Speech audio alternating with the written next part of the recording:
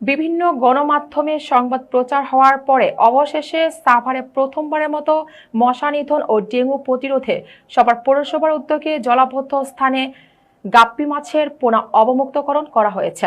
প্রতিনিধি নাসিম খান জানান, সাভার পৌর এলাকার উলাইলের কর্ণপাড়া মহল্লায় জলাবদ্ধ স্থানে গাপ্পি মাছের পোনা অবমুক্তকরণ করেন ঢাকা ১৯ আসনের সংসদ সদস্য ডাক্তার দেওয়ান মোহাম্মদ সালাউদ্দিন বাবু।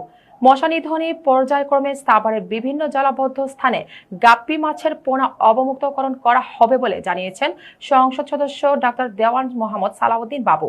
এ সময় সাভার পৌর প্রশাসক সাইফুল ইসলাম, সাভার পৌরসভার মেডিকেল অফিসার ডাক্তার কাজী আয়েশা সিদ্দিকা, সাভার পৌর বিএনপির সাধারণ সম্পাদক বদিউজ্জামান বদি, সাভার পৌর স্বেচ্ছাসেবক দল নেতা মহিদুল ইসলাম শাওন সহ আরো অনেকে উপস্থিত ছিলেন।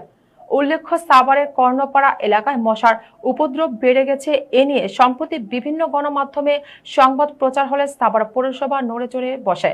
আজ সেখানে মশা নিধনে গাপ্পি মাছের পোনা অবমুক্ত করেন। এলাকাবাসী বিভিন্ন গণমাধ্যমের প্রতি কৃতজ্ঞতা প্রকাশ করেছেন।